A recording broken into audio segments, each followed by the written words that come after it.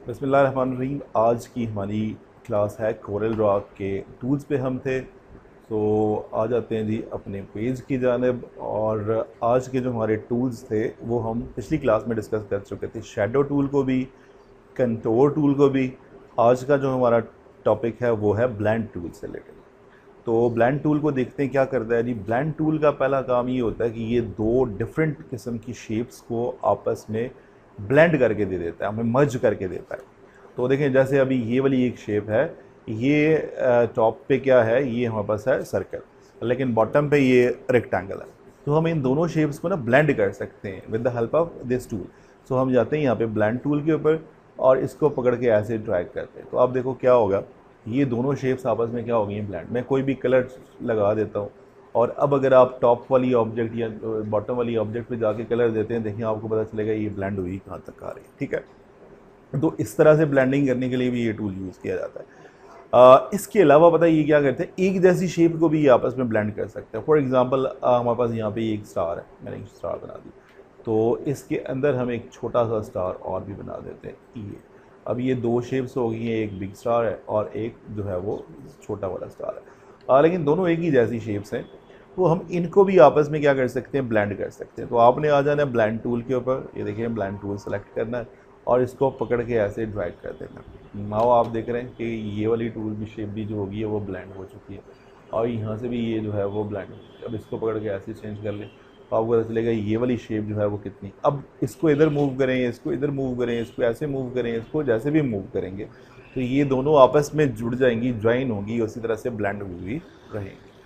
हाँ, ये इस तरह का काम करने के लिए ये वाला ब्लेंड टूल। अच्छा, ब्लेंड टूल से हम ये भी कर सकते हैं कि अगर हम कोई कस्टम शेप हमने बनाई हो, अपनी मर्ज़ी की शेप बनाई हो, उनको भी हम ब्लेंड कर सकते हैं। लेट्स सी ये पेन टूल है, तो मैं पेन टूल लेके ऐसे ऐसे ऐसे ऐसे ऐसे कुछ इस तरह की शेप मैंने बना दी है, वैसे ही बना दिया, ये वाली शेप बना दी है। अब आप देख रहे हैं ये एक शेप इस तरह की है, इसी शेप को मैं एक कॉपी करता हूँ, इसकी एक और कॉपी बना दूँ। अब इसको मैं ऐसे इसकी साइड चेंज कर देता हूँ, ये वाली चीज़ इधर उल्टा देता हूँ और मैं चाह रहा हूँ इन दोनों को ब्लेंड कर दूँ आपस में।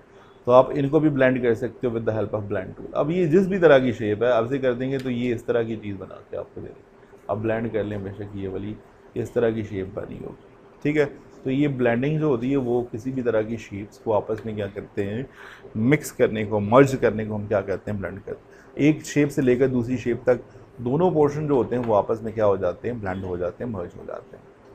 इसके अलावा एक और टूल है, ये भी बड़ा मल्टीपर्पज़ टूल है, इसको डिस्टॉर्ट टूल कहते होते हैं। डिस्टॉर्ट भी ऑब्जेक्ट्स की शेपिंग को चेंज करके देता है। अब कैसे डिस्टॉर्ट कर सकते हैं जी, डिस्टॉर्ट में एक टूल को आप आएंगे उसके अंदर भी टूल्स मौजूद होंगे। देखें डिस्टॉर्ट के ऊपर आए तो आपको नजर आ रहा है यहाँ पे इसके अंदर तीन तरह के डिस्टॉर्ट हैं, push and pull distort, zipper distort and twister distort. ठीक है, तो अगर आप पुश एंड पुल डिस्टॉर्ट पे आते हैं ना, तो अगर आप ऑब्जेक्ट को पुश करते हैं तो ये भी शेप चेंज करती है। देखें ये शेप चेंज करते करते कुछ इस तरह की शेप हो जाती है। सो नाउ कि हमारे पास ये एक शेप बन गई है, हम इस तरह की ये शेप भी यूज़ कर सकते हैं। ठीक है, तो 3D एक फ्लावर हमने बना लिया पुश करके। अगर मैं पुल करता हूँ, ये शेप इधर रखता हूँ, इधर एक शेप ड्रॉ की, डिस्टॉर्ट के ऊपर है, अब मैं इसको सेंटर से पकड़ के अपनी तरफ पुल करता हूँ तो अब देखें ये भी शेप को चेंज कर रहा है। तो ये हम इस तरह का एक बॉक्स भी बना सकते हैं, इसको भी यूज़ कर सकते हैं। इस तरह से इसके अंदर भी राइटिंग वगैरह का भी काम कर सकते हैं। ऐसे हम इसको थोड़ा स्टाइलाइज भी कर सकते हैं। तो हमारे पास ये इस तरह का एक सिंपल बॉक्स की जगह पे इस तरह का एक बॉक्स भी मौजूद हो सकता है। तो ये डिस्टॉर्ट है। इसी तरह से अगर हम शेप लगाते हैं तो दूसरे डिस्टॉर्ट के ऊपर आ जाते हैं। तो इसके अंदर ही डिस्टॉर्ट के अंदर भी एक ऑप्शन थी जिपर डिस्टॉर्ट। अब जिपर डिस्टॉर्ट के अंदर अगर आप शेप को थोड़ा सा बढ़ के मॉडिफाई करते हो तो ये देखें इस शेप की शेप को हम इस तरह से भी मॉडिफाई कर सकते हैं। ठीक है, और इस जिपर के अंदर भी बहुत सारी हैं। देखिए रैंडम डिस्टॉर्ट, अगर आप ऐसे करोगे तो ये इस तरह की डिस्टॉर्ट भी कर देगा, ऊपर नीचे ये थोड़ा सा ये मॉडिफाई करके इस तरह की चीज़ भी बना देगा। और बाद में हम इस तरह की ऑब्जेक्ट भी बना सकते हैं, ये भी डिज़ाइन में बहुत ज़्यादा यूज़ होती है। ठीक है, इसी के साथ इस तरह की डिस्टॉर्शन भी मौजूद है, ये इस तरह की भी डिस्टॉर्ट हम कर सकते हैं। देखिए ये फिल कर दें सो लगेगा कि ये इस तरह का हमने बनाया हुआ। ठीक है, तो ये भी डिस्टॉर्ट ही है। और तीसरा जो है वो भी डिस्टॉर्ट है, उसे कहते होते हैं ट्विस्टेड डिस्टॉर्ट। ट्विस्टेड डिस्टॉर्ट ये ऑब्जेक्ट को इस तरह से ट्विस्टिंग करने की सहूलत देता है। देखें ये आप ऐसे चाहें तो ऐसे चाहें।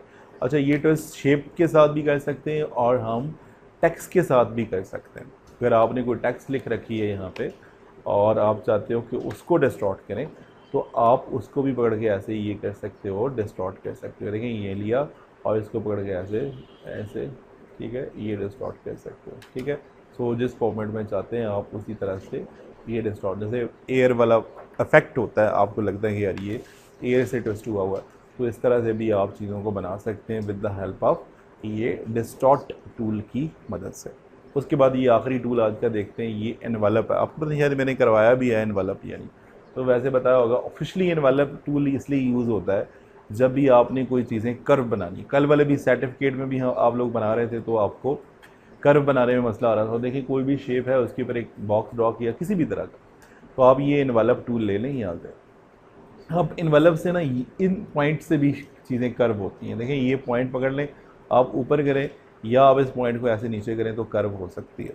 और अगर आप इसके अलावा भी आप कर्व करना चाहते हैं, देखिए इस कॉर्नर पे आ जाएं तो ऐसे भी आप कर्व कर सकते हो। देखिए एक डायरेक्शन ऊपर जाती है और दूसरी उसकी अपोजिट डायरेक्शन जो है वो नीचे हो जाती है, तो आपके पास ये इस तरह की कर्व जो होती हैं वो बनी होती है। आप चाहें तो इसको ऐसे कोई और कलर दे दें, कुछ भी दें। बहुत सारी जगहों पे ना कर्व में ऐसे भी होता है, ऐसे इसी के ऊपर एक और कॉपी उठा के रख दी जाती है और उसको कलर लगा दिया जाता है। तो आपको लगता है ये कि यार ये कुछ लाइन लगी हुई है, तो लाइन नहीं होती, वो उसी के ऊपर क्या होता है एक और शेप जो होती है वो मॉडिफाई होती है।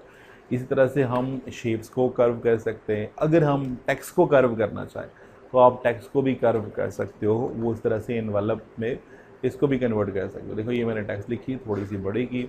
अब अगर आप ऐसे चाहते हो ये करके, तो हम इस तरह से भी कर सकते हैं। अगर आप ऐसे चाहते हो तो हम इसको इस तरह से भी कर्व कर सकते हैं, ठीक है। तो हमारे पास ये कर्व करने की ऑप्शंस मौजूद रहती हैं। इस टूल को एनवेलप टूल कहते हैं। हम इसकी मदद से बहुत ज़्यादा चीज़ें कर लेते हैं। एक और करा दूँ या बहुत है, ज़्यादा हो जाएगा फिर।